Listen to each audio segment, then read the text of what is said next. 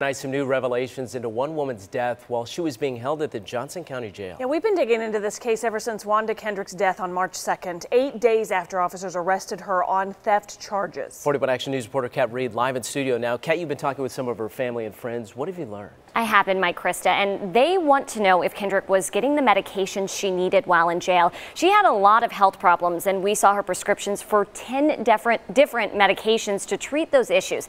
Our investigation into her death pointed to larger questions about policies at the jail and the private company that's running its health care.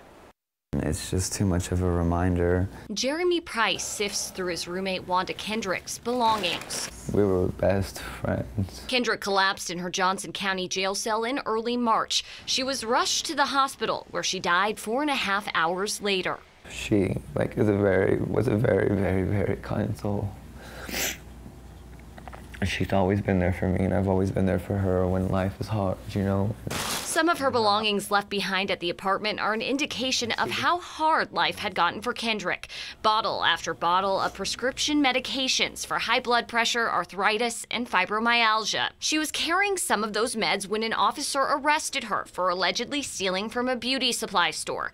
But Price believes she never got the medications during her 8 days in jail. Everything has to go through their doctor. Everything has to go through their facility.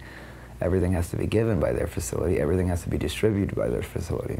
In most cases, that's true. Because their investigation is ongoing, the Johnson County Sheriff's Office wouldn't comment on Kendrick's death.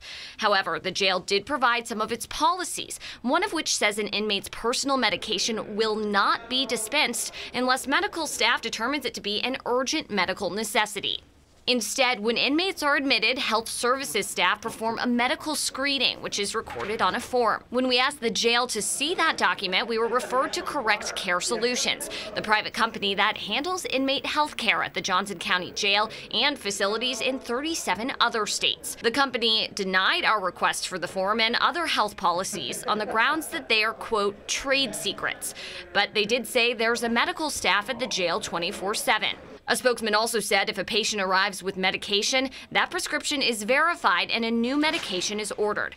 How long that process took in Kendrick's case remains to be seen.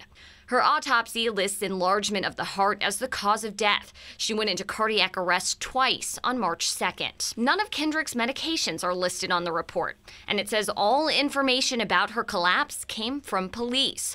Both Price and Kendrick's family aren't satisfied with the answers they've received so far and say they're considering taking legal action. And this isn't about money. This isn't about any of that because I could care less. I'm angry. And a search of federal court records shows Correct Care Solutions listed as a defendant in 1,100 civil lawsuits. We found 76 filed in Kansas and 3 in Missouri. In the studio, Kat Reed, 41 Action News. All right, thank you, Kat. And after doing some research, we discovered the Jackson County Jail also uses the Correct Care Solutions company.